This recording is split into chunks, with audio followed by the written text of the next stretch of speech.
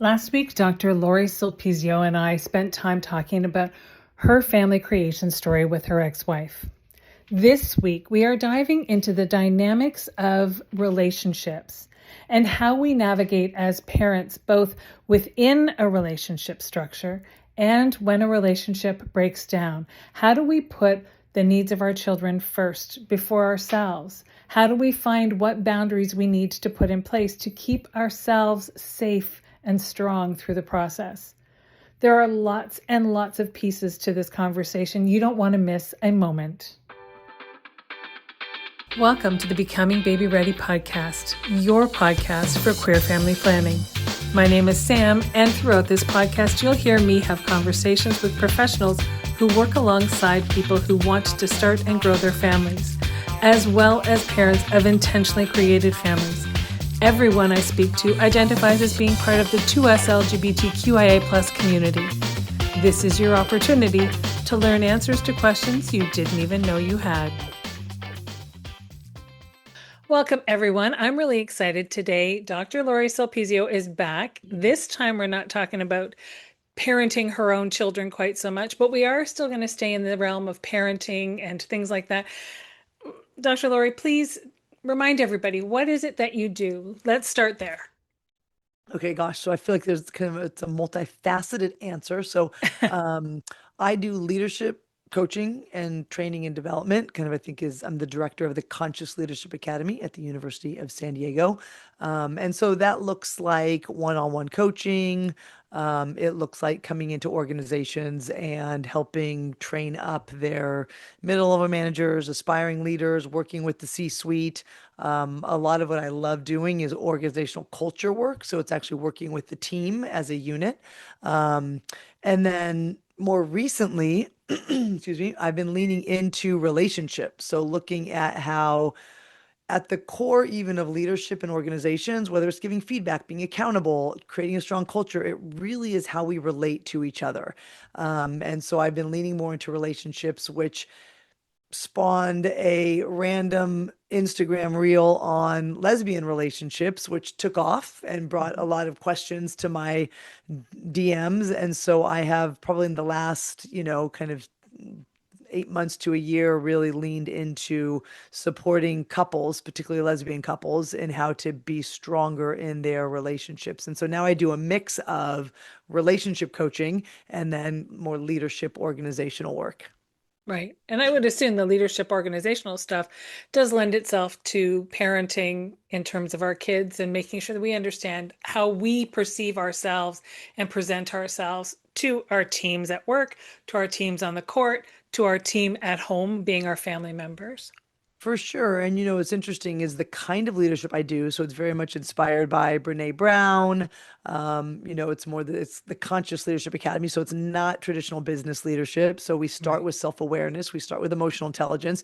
And one of the things I find that people will, after, a 4-month program or a 6-month program, they'll say, oh my gosh, this has been great for my work, but it has changed the way I show up with my kids, or it has changed the way I talk to my spouse. So I think there's a way that figuring out how we show up and how we essentially the way I define leadership is addressing the tough challenges that don't have solutions. And we have that in all aspects of our lives. And so doing that with more grace, more awareness, more compassion, a more connected approach helps in all aspects. So you're 100% right. I I do. I love that. The idea that when we learn a specific skill and we learn about ourselves better, then we are better able to be good people for the people who mean something to us.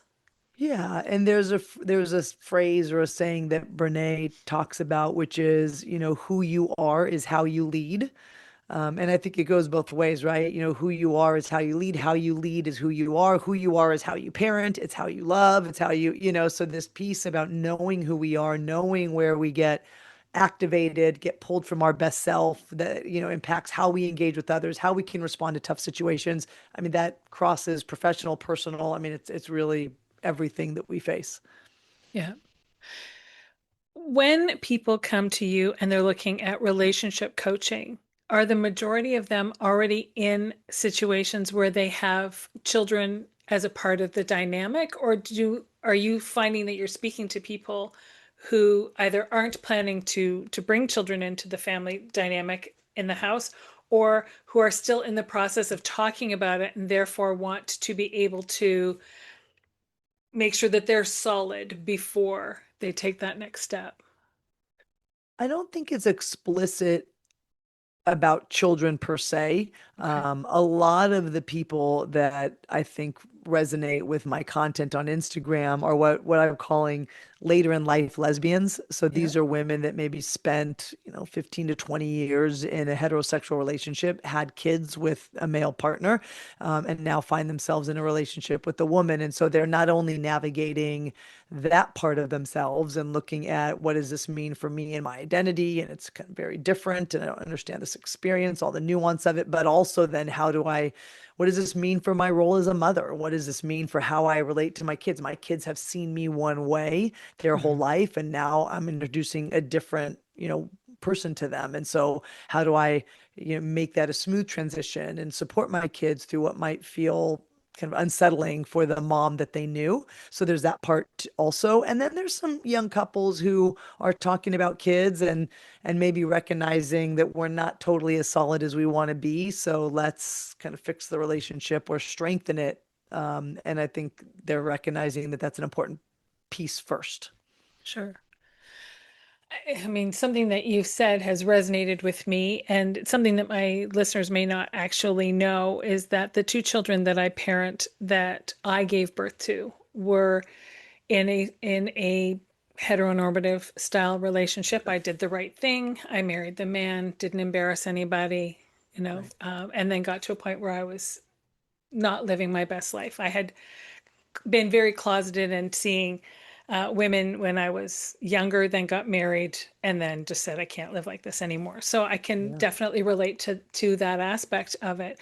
And a conversation that I had with my eldest, who is now 28 years old. So, I Hmm. mean, this world has been a long time coming. I've been with my wife now for 16 years, but I asked him at one point if it was what was difficult for him in the fact that I recoupled with someone and Hmm. it was someone of the same sex, and he was like, I don't have a problem with that at all. And I think that was partly the dynamics of how he was raised.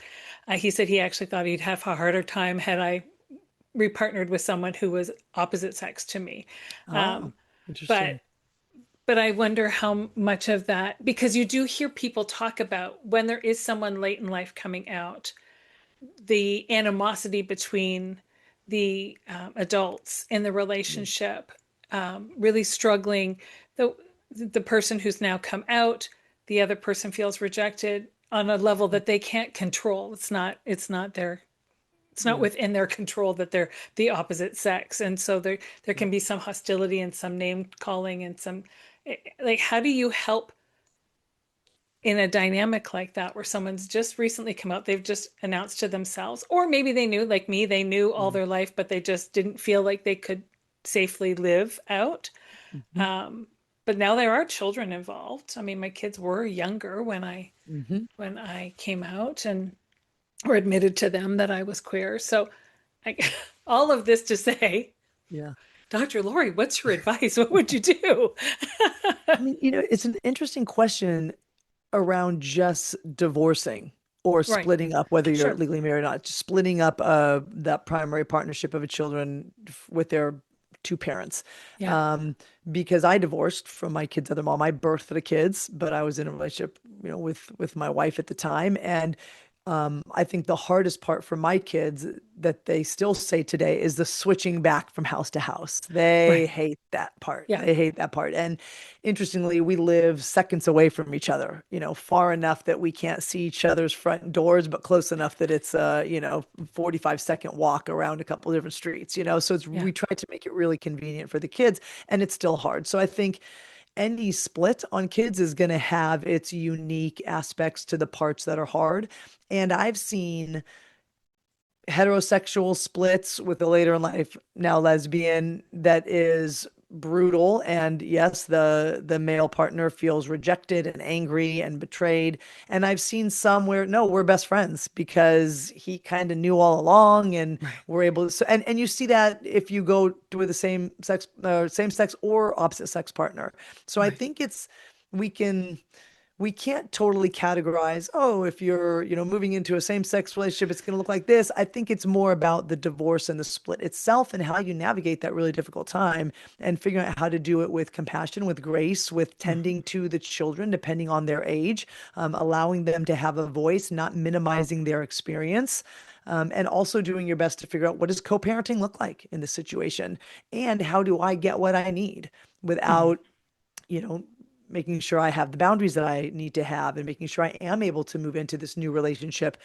And probably one of the biggest things when women go leave a heterosexual relationship and go into a lesbian relationship is this idea of, are the other people in their life going to accept and welcome and embrace their new partner, their parents, the friend group, because you've got this picture in the mind of the person that you've known, say, for 30 years, 35 years, however old you are when you then can make this shift. And for you, you may have always felt it inside, but other Mhm. people, they didn't know that. So they have Right. related to you, say, as a straight woman or as a straight woman with three kids. And all of a sudden you're telling them, this isn't who I am.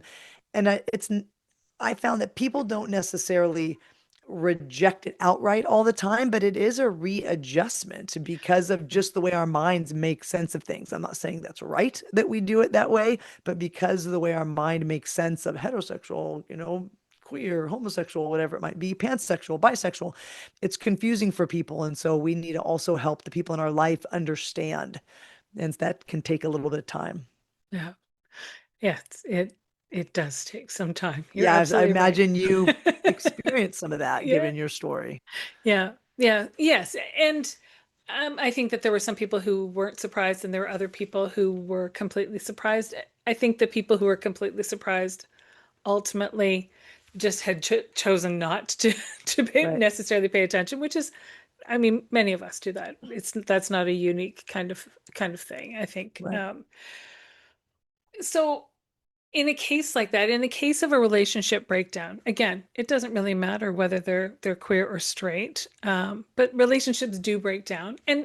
and the overwhelming majority of us who go into the role of becoming parents do that, and the overwhelming majority of us who do that with a partner go into the role of becoming parents, do that with the assumption that we will be with this person forever, Yeah, for for sure. and that isn't Mhm. always the case. And so there may be people listening now who are with someone that they believe they will be with forever, and for them I hope that that's the case. Yeah, But 3 years down the road, that they may find that's not the case.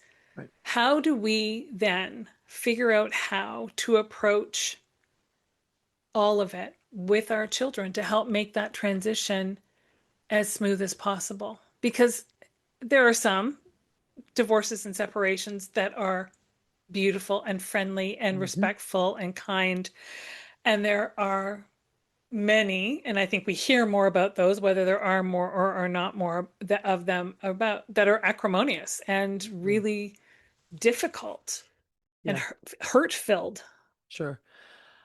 I think the key, there's a couple different, I think, important parts, but it's really meeting your kids where they're at in their experience and not minimizing it. And that's going to be hard. It's hard to hear that your children feel like you've disrupted or ruined their life, or you broke apart their family. And Mhm. so it's, without dismissing that, the tenderness and the hurt, it's, can we then help our kids reimagine what this new kind of phase of life and this new part of life looks like? So we try to not use, for example, in my case, we wouldn't use the word broken family or failed marriage. That didn't feel right. It Mhm. was a marriage that ran its course and came to completion. It's not a broken family. It's a family that looks different. In fact, in many ways, maybe we were very much kind of rebuilt in a stronger version of what each person's parenting looked like, each person's connections to the kids. So there's ways to kind of reframe and move away from, I think, really toxic language around divorce that we can say it comes from religion and I think very kind of patriarchal models of what marriage is. Um, Mhm. but in doing that, when we need to be careful that we don't try to dismiss what the pain and the hard that our kids are feeling because they were exposed to this, whether it's fantasy or not, of this kind of forever after white picket fence, people are going to be together forever. And I think if that's our model and we see it as some sort of a failure, then it's going to be difficult. Right. If we had this model where, okay, if a relationship ends at some point, but the two parents stay present, you work with the kids, you figure out how to help them so they don't forget their uniform or their school book at one house and it's as smooth as possible, I think it would be very different. But I think part of it is our mindset and our assumptions around, this till death do us part type of relationship and the construct of marriage. So that being said, honor their experience and figure out what does support look like for you. Allow them to share and talk about what's hard and say what could be helpful here. Mhm. How, can we, mom and dad, mom and mom, dad and dad, whoever it is, how can we help you? And I think regardless of how difficult it is for the two parents, it's really trying to unite when it comes to the kids. You might hate each other's guts in moments, and you Yeah. likely will, but can you, for your kids, present a united front and an aligned front? It doesn't mean you have to, do anything crazy in terms of show this affection that you don't have, but it's this message of mom and dad, mom and mom, dad and dad, we are here, we are your parents, and we love you, and we are united when it comes to you and your siblings. And I think that goes a long way for showing up with kids and giving them that secure attachment of my Sure. needs can be met. Yeah. Even with a divorced family, my needs can be met. I matter. I'm important. My feelings have space here, right? Mhm. One of the most difficult things I see is when the emotions of the two adults totally usurp and kind of dominate, and there's no space for the kids' emotions. And I think then you learn as a child, like, okay, there's no space for me. And so Right. maybe you become avoidant, maybe you become anxious. I mean, so I think the way that we as parents in those splitting up situations kind of make space for our kids can make or break the way that they can feel about themselves and that they feel in terms of their relationship to their parents and the family as well. I think that lends me to another question. We want to make space for the kids. We want them to have the voice to be able to speak about what's important to them, what they feel like they need out of all of it.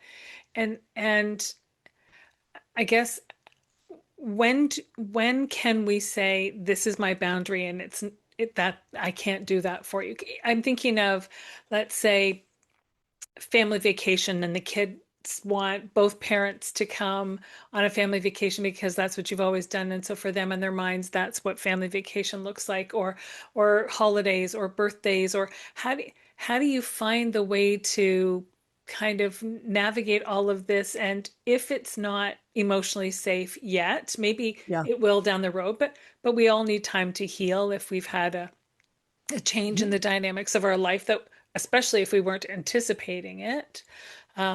So we have to be able to put boundaries in place that protect ourselves. Right. And yet at the same time, we want to honor what it is our children feel like they need through this transition in their own and upheaval in their own lives. Yeah, that's a great question. And I think part of it would be like in a family vacation, it would just be sharing with them, this new version of us. Mom's going to go on vacation with you guys and you're going to get a different vacation with dad, if Yeah. that's the case. If you're not going to Yeah. get a different vacation with dad, then you don't obviously say that. But Right. it's kind of acknowledging like, this is what this looks like. And I know this is hard. I know this is different than what you're used to. Mhm. It's adjustment for all of us, but I think we're going to have a really good time. I want us to have a good time. Let's look at the itinerary and see what you want to do. So again, you're not minimizing their sadness sadness and the grief, because there is loss. Yeah. There's loss for what they're used to, and there's loss for this idea of having both their parents there.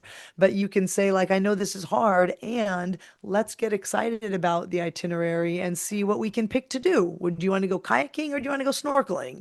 And if they're Mhm. like nothing, and they're being that defiant child, okay, well, when you're ready, I'm excited to pick something with you, and I think we're gonna have a good time. That's really hard for the adult, because of course we don't want our kids to be upset with us. We don't want to disappoint them. We don't want to be Yeah. responsible for their sadness ever, Right. especially as moms, I think. In Yeah.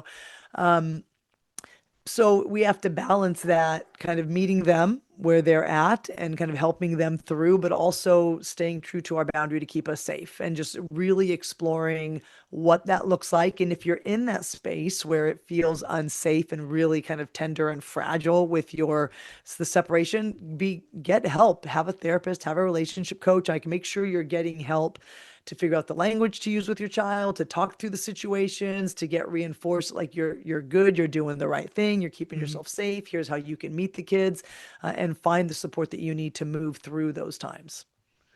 I think a lot of people are so focused on getting themselves help and support for those who just decide to do that, Mhm. um, because of the change that's taking place, that I think sometimes they forget to add into their conversation with their care team, how do I help my children navigate this? How can Right. you know what I mean? Yep. Because we do, through a Yep. separation, a divorce, a relationship finale, we do focus very much on ourselves. What do I need to get Yeah. myself through this? And it's not wanting to be at the expense of our children and Of how they're course. feeling, but we're so caught up in how we are feeling about our own situation that, Right. um, so how do you sort of Yeah. remind somebody, put Yeah. this in too? Well, I mean, I think, yeah, hopefully you have people in your life that are helping you through those parts, and that are reminding you, like, don't forget you got your kiddos, how, and even asking. So if you are witnessing somebody, if it's your sister, your friend, how are the kids doing? What support do they need? What Mhm. are you noticing with the kids in terms of what their challenges are, and where are they kind of leaning into this new part of life? Like, so I think just the conversation is important. One thing I've noticed too, with women who have left heterosexual relationships and now find themselves in a relationship with a woman where they feel like, oh, Yeah, like yeah, life has opened up. Oh my God, this is what I've been looking for my whole time. Is that they then feel perhaps that they've given up a lot of their life, not necessarily related to the children, but related to their relationship. And so they're leaning in, diving in head first into the bliss of this new relationship. And, you know, unconsciously and directly, maybe not putting as much attention on their role as parent, because they felt like, I gave up this role of kind of romantic partner and getting my need there. Holy smokes, I'm taking it up right now.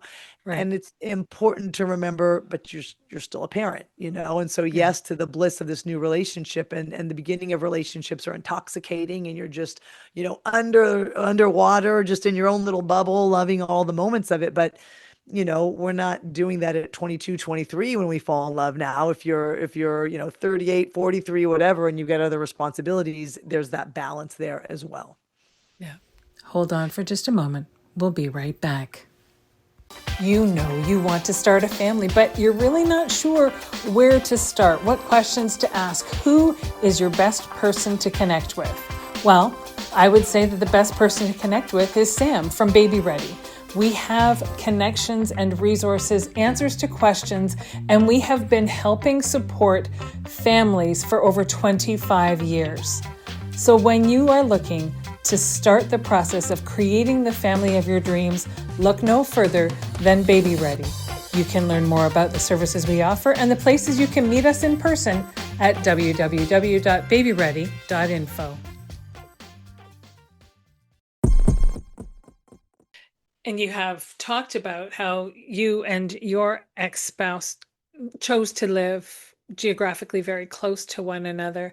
You add a whole other layer on if a Yeah. relationship ends and one of the parents has to live, maybe for work or what have you, further away, Mhm. and then that adds a whole other dynamic of having to learn how to navigate all of it. And do we uproot our children and take them with us to our new space? And what does that mean to their relationship with their other parent and Yeah. all of it? There's so many potential variables, but it is uncommon for me to see people leaving the community that they've been physically living in Hmm. to live somewhere else and then having to navigate that. Yeah, I mean, it's these are all the difficult tensions and big decisions that have an impact. They have an impact on the parent that's needing to leave, the parent that can't leave and has to stay, on the kids themselves. And, I think this is one of the parts where imagine if you are in a marriage and you have to leave and move away, both parents, and it's, teenage years or tween years, and the kids don't want to leave and relocate right at high school or in seventh or eighth grade. So sometimes I feel like we put undue unfairness on a divorce for some of those pieces. And I could definitely be biased because I've had that experience and I get defensive when sort of divorce gets blamed for all the things, Right. Yes. especially when you take a really intentional, thoughtful, and conscious effort to navigate the divorce as best as you can. I mean, the Right. reality is like that there's hard in all facets. And Hmm. so two parents moving away could totally disrupt a child, and the child could react really strongly to that. I mean, Hmm. really, really strongly. And perhaps a child of a divorced family who maybe wasn't very happy where they were, and could have a new start and could really use that new start. So I Yeah. think we've got to be careful at assigning one variable too much credit or strength or causation of some Hmm. of the hard things, and we Yeah. definitely do that, I think, for split ups and divorces, especially when kids are involved. It doesn't mean that I'm diminishing the impact. I think because of the No. way, again, we've set up marriage, divorce does suck for kids. It really does. Yeah. But there's ways to do it with, consideration, care, thoughtfulness, intentionality, and then face some of those hard decisions. And if you are facing those decisions again, talk to people, get support, be intentional, think it through, know what's coming in terms of barriers and hardships and challenges. Not that you're going to be able to avoid them, but so you're prepared for them. And Hmm. it's being really intentional and thoughtful about those big, big changes in life. I have heard more and more parents in the last probably 10 or 15 years, when the relationship does come to its end for the adults, that they actually have a common residence that the children always stay in. And then Yes. the parents come and Yeah. go Hmm. because they're the ones that were deciding to end the relationship. But Hmm. for them, they felt they didn't want to disrupt the children any more than the end of the relationship already did. Yeah, that's a neat model. I mean, I've heard that too. I know I could probably think of maybe three different couples that have done that and that are doing that. It gets complex if a new partner comes into the mix. Sure. That creates some complexity. So there's definitely some complexity with that. Doesn't mean it can't work. And I think it's really, really great. I mean, that's if that works for you, and your ex, and you can make that happen. I think that's again another way to be creative in how we move through this. Hmm. I would think that it would take a couple who really is consciously putting the needs of the children first and doing their best to be able to shelve any animosity they're feeling towards, because I think it would take a lot of trust Hmm. between the two of them to say, okay, I'll be in the house this week, and then you'll be in the house next week, or Hmm. whatever the days are. That's often what I hear, that it typically is a week about kind of Hmm. schedule in a case like that. Um, to know that the space you've just been in is the space that now your ex is coming into and spending time. And I would think that there's got to be a lot of trust in that original relationship.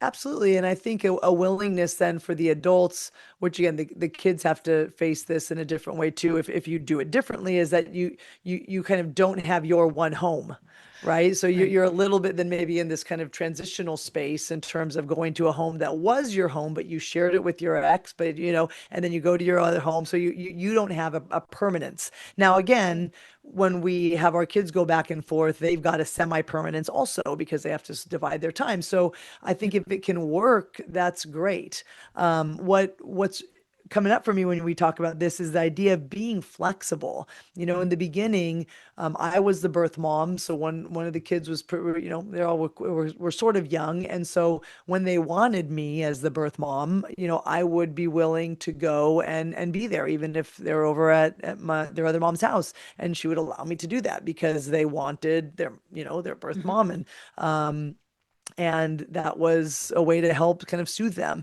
And as they got older, actually this came happen in post COVID, when we were kind of like, you had a whole your whole school day is in a box, or my kids were like school age, so then switching was brutal because you had to switch so much, right, Yeah. in that COVID time. So we started doing longer bouts, like, so we used to do 2 days every other weekend, and then that became kind of a lot when they got a little older and they had more things to remember.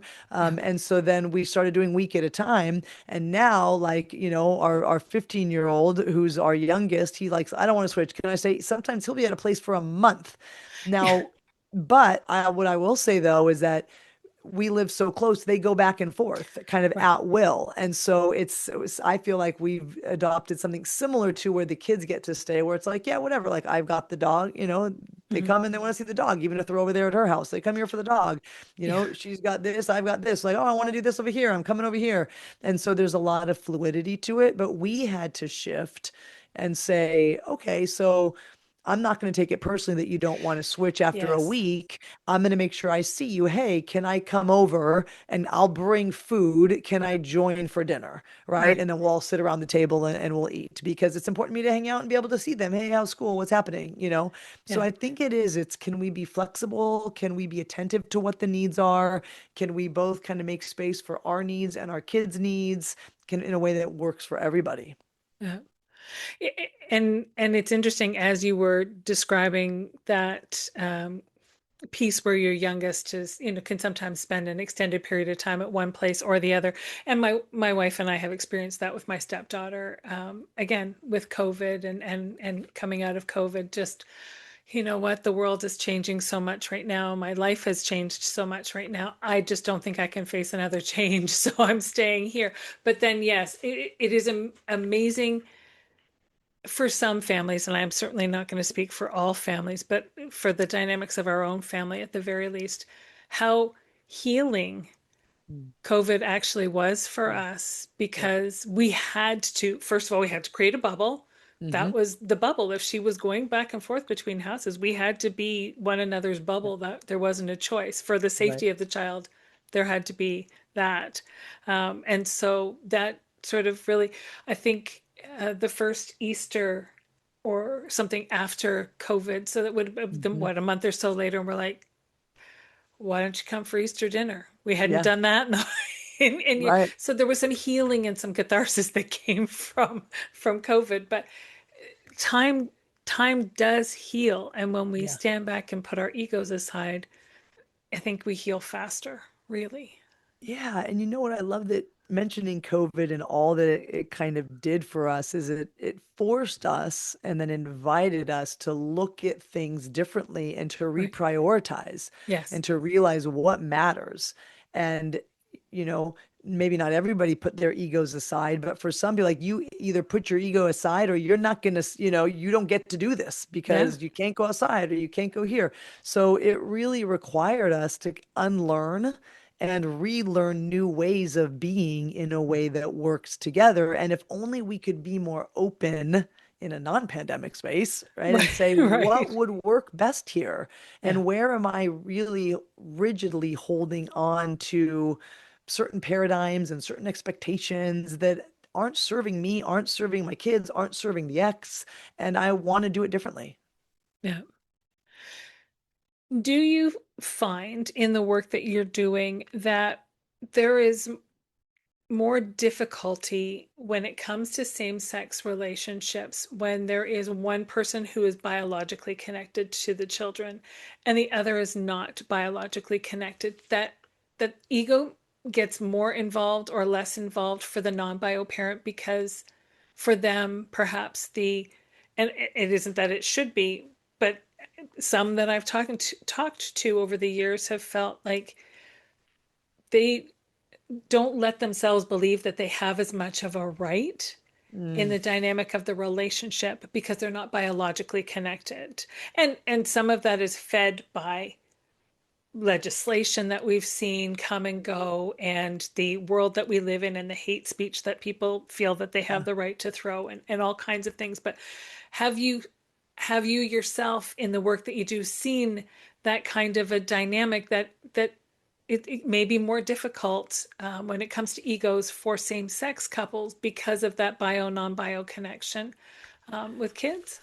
I would say yes, and so I would say yes, but let me say the and first. The and is it's more prominent in step families Right. than I think for sure, Fair. right? Yeah. For sure.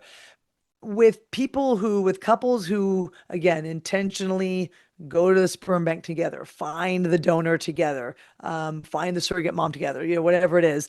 I Mhm. think when there's that process together, there is this feeling of this is our child. I think it's also how the couple handles it and how the birth mom, like how you show up and handle it. That being said, as you were saying that, I was remembered my daughter when she was, I think, 6, had a little surgery on her finger. She had this kind of thing stuck in her finger, and it was her first surgery. And we both were there. My ex-wife and I were there with her, and the surgeon was going to let one of us walk her back into the room because she was so young, into where the anesthesia room. And so we hadn't talked about it beforehand, but my ex, we were married at the time, said, you go ahead and you can take her. And I was very grateful. And, it was all Mhm. kind of happening. So I walked her back and I was, there. And it's kind of a crazy thing to see your kid like go under anesthesia. Kind Yeah. of wild, actually, Yeah. But when I came back out, there was some other family members in the room as we were waiting for her to go through the surgery. And my ex was kind of said, she said, Lori's the birth mom, like she's earned that right. And that never occurred to me. I wouldn't Right. have thought that. I would have been like, okay, we got a rock, scissors, paper here. Because she Right. was always just as much of, and still is, I mean, just as Sure. much of a mom as me. And we were really adamant, I think for me, just give, my connection to kind of lesbian rights and lesbian mom rights. That was always, if anybody said, who's the real mom? It was like us, Yeah. like I don't even, so, Yeah. but I think for her, there was this piece of, all right, you do a little extra work, so you get to go Right. ahead and walk her back to that room. So I think there are parts of that, but I wonder, is there some of that in heterosexual relationships with just the role of mother, Right. of birth mother, because obviously a father doesn't birth a child. So Right. there could be just some underlying, parts of what we believe a birth mother is and does and gets. Yeah. That being said, I would say it's really important for if you're having a baby together with two women that it is a we mother. There is no real, unreal mother. There's a birth Yeah. mother, there's a non-birth mother if you want to kind of help people understand how the child came to be. Hmm. But both moms are just as real. There is no, I'm not any more of a mom than No. their other mom. You know what I mean? But I think Right. that does have to be explicit because some of those Sure. feelings can come up and cause some tension. And I wonder how much of it is unconscious. Yeah. In the story, Yeah. that your wife, saying to you, you gave birth, so you go, kind of thing. But is that also just an unconscious bias on her part that she has Sure. because you did give birth and she Right. didn't use so am I as valuable? Right. Even though you would say yes, of course, Yeah. you're the other parent. You are as valuable as me that used my uterus. But I mean, and then we look at our IVF cases and people who may not have carried the child, but are the ones who are genetically linked to the child. Right. And there's that dynamic there as well. Because people are rude sometimes Yeah. and just What feel the right to ask. Yeah, and then what's interesting is where it also comes up is with extended family. Not even so much friends, because I think friends, if they're your true friends, are so excited for the couple, Sure. but extended family who may have some homophobia of their own might use real, not real mother, or might see if you're if it's your family and you're the birth mom, they might think they have more rights than say the other grandparents or aunts or uncles, and so Right. or vice versa. So they may not if you aren't the birth mom, but your sister had a kid. Maybe they love your sister's kid because there's that blood, it looks like they put a little favoritism there. Yeah. And that's really hard, Yeah. and I think that part, again, it's just kind of being intentional up front about if that's happening and the feelings that are present so that the couple itself can kind of be that unit and the family and the kids can find then the places where they're fully embraced for the Yeah. family unit that it is. Yeah. Are there areas that you have worked through with couples or individuals as it comes to parenting and just relationships in general that you have been surprised to that people have come to you and said, "Do you know what? We are really struggling navigating this particular aspect of parenting, especially if they're not cohabitating, if they're co-parenting across households. Like we're really struggling with how we do gifts for kids because one Mm, parent is more capable of providing, the Disney Christmas and the other mhm. parent is having to be more frugal or meager or what have you. Like, are there some areas that you've been surprised that people have reached out to ask for guidance on? I don't think surprised because I think having been through it, I think I have so much of a range of the experiences, and Sure. I've got a couple other very close friends that had been through it. But there definitely are, unique parts of how do we balance gifts? What do we do with holiday times? How do I introduce my new partner? And just the questions people have on wanting to do it, quote unquote, right, Hmm. and wanting to do it in a way that really helps the children feel seen and loved, and also helps the parent, helps the mom feel like I'm doing a good job. So I don't think there's any surprise. A lot of the in many of the later in life lesbians and new relationships, it's the step parent thing. Hmm. That's a definite challenge, Hmm. but I don't think that's a surprise either. Right. Yeah. Yeah. Yeah. Kids have a hard enough time listening to two parents, let Yeah. alone add somebody else or two Yeah. other people to the mix. That just changes everything. Yeah. And interestingly too, I mean, you find this, I'm sure in heterosexual models, but this idea that, a child already has two moms. Say if you're not living in a heterosexual relationship, they already have two moms, they don't need a third. Or Right. there's the piece of those kinds of things, like how do Mhm. you then show up and be a part of it? And how if your step kids have a dad, and now you're a different now they're suddenly they're gonna have two moms, but they already have a mom. So can I be another mom? Like how do I Yeah. navigate those Yeah. parts? And again, it's a lot of conversation, a lot of communication, setting expectations, understanding needs and wants, like all of these. And they can be really uncomfortable conversations, Hmm. but they're really important to be had. For sure. They absolutely are. I I want to kind of cycle back as I'm conscious of the time. Before I let you go, I want to cycle back to sort of near the beginning when we were talking about people reaching out to you before they even get to the point and sort of making sure that they have that secure foundation for themselves and understanding in their own relationship. Um, Can people reach out to you from anywhere for support? And would you recommend that they connect with you and have a conversation if they're thinking about starting a family and wanting to know more about the ins and outs, just about how do we stay strongly and firmly connected? Yeah, absolutely. I mean, I think so. Yes, the answer is because I do relationship coaching. I can do Hmm. it. I've got clients all over the world actually, and we kind of work across time zones, so that's no problem. It's Zoom. We do online coaching in most cases, so it's accessible. And I would say it is important even to be guided in learning how to have these hard conversations because, as having kids is no joke, and life Right. changes drastically.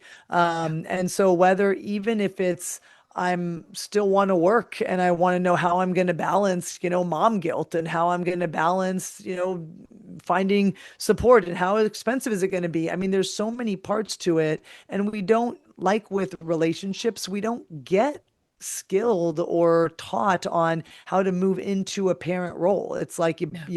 build the plane as you fly it. Yeah. Um, Yes. you know, and with your first one, it's like you've got all the, safety things in place and the measures. And with your fourth one, it's like, I think there's a parachute somewhere, That's right. It's like We're just gonna rock, you paper, just, scissors to see you who got gets it. it. Exactly. Exactly. So, um, but I think it is really important. And this is whether you're having, kids or not. I think we don't get a lot of training on how to be in relationship.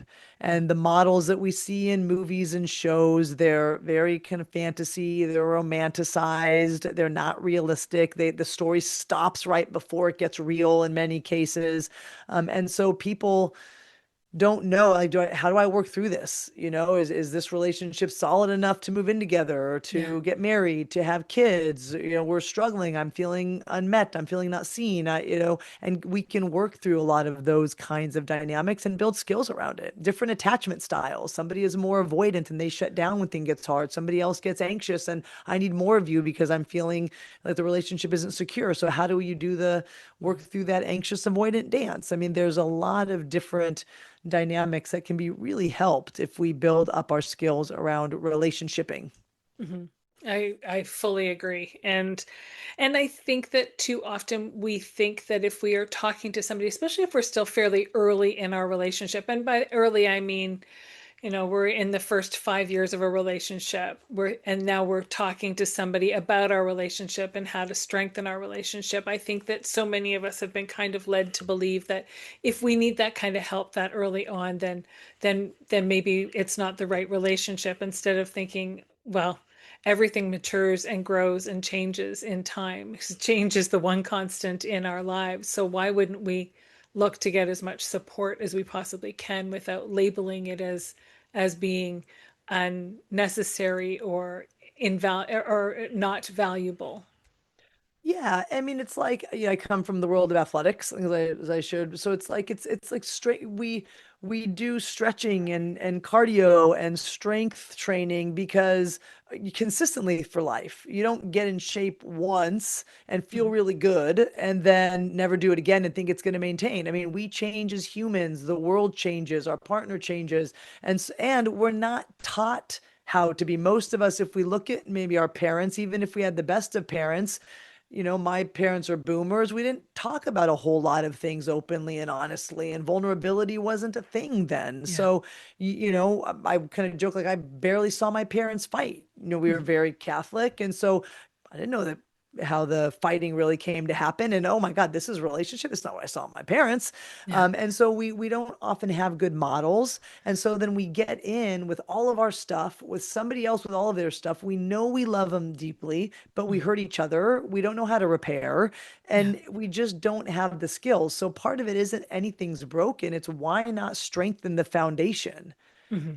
It's like saying I'm going to build a house, but I'm just going to like build up the 2x4s and make the walls. Like, you always have the strong foundation and get that there first and then build the walls. It doesn't mean Yeah. anything's wrong with the house. It doesn't mean anything's Yeah. wrong with you if you consistently exercise to keep your body strong. Why not do that with what may be the most important part of our life in many ways, which is our primary partnership? Yeah. I very much agree. And I am very confident that those listening are also in agreement. And they're all going to be saying, okay, so how do I find Dr. Lorri then? So So, I'm trying to be really consistent on Instagram and TikTok and giving away a lot of little nuggets of relationship tips and thoughts. In fact, it was kind of cool. I just did an Instagram story asking people questions, and I got the most amazing questions, like so many. I'm trying to work through them, but I think it's because we have a lot of questions about it, right? So sure. that's a way to get a hold of me. If somebody would want to do a relationship coaching session, either individually, sometimes people do it individual because they're struggling or they want to kind of get their own clarity, often with the couple, with their partner. There's a link in my Instagram and TikTok bio to schedule a session. And yeah, I think I'd be happy to connect and hopefully even just the free stuff on Instagram and TikTok could be helpful just to give you nuggets with what to think about and start strengthening kind of your own relationship right here on the spot. Love it. And contact information for you will be in the show notes, so people can just click Great. on the links in the show notes and find their way to you on social media and where to schedule a time slot with you. I want to take a moment and just say thank you so much once again for sitting down, chatting with me. Of And course. you never know, I may be knocking on your door again with a whole new list of things that I Let's feel like we do need it. to I talk about. know. These are so, yeah, such a fun, so fun, these conversations. And we can, yeah, Yes. I think there's so many questions that people have. And, if your listeners have any questions or want a different topic, like, yeah, we can try to ask and Let us answer know. maybe. There you go. That'd be Yeah. great. Thanks Yeah. so much. All right. Thank you. As a queer individual with colonial lineage, I want to first acknowledge the land upon which I live and work. Being from what is now known as Burlington, Ontario, I recognize the original ancestry of these lands as they span from Lake Ontario to the Niagara Escarpment and beyond. These lands are steeped in Indigenous history that benefits my community every day. The territory is mutually covered by the Dish with One Spoon Wampum Belt Covenant, an agreement between the Iroquois Confederacy, the Ojibwe, and other allied nations to peaceably share and care for the resources around the Great Lakes. I would like to acknowledge that the land on which I stand is part of the treaty lands and territory of the Mississaugas of the Credit. The land dictates everything about our ways of being. Particularly, the land teaches us about fluidity. Concepts of the binary system and heteropatriarchy were imposed by the colonials who were, at the same time, removing children from their homes, families, and all that was familiar to them. These same children were divided by the only two prescribed binaries recognized by the settlers, and they were forced to conform to a performative, gendered falsehood. The land doesn't operate under binary thinking. It is diverse, complex, and unpredictable at times. Rather, the land holds us and all of our remarkable paths and identities. Every organism and spirit has a purpose. It is from this understanding that I strive to live and grow. Thank you for joining me today on the Becoming Baby Ready podcast. If you have a story that you'd like to share, or you know someone who might, if you're a professional who works in the capacity of helping people start and grow their families, and you identify as being a part of the 2S LGBTQIA plus community yourself, then please don't hesitate to reach out. We always have room for more stories to share, and there's always more learning to do.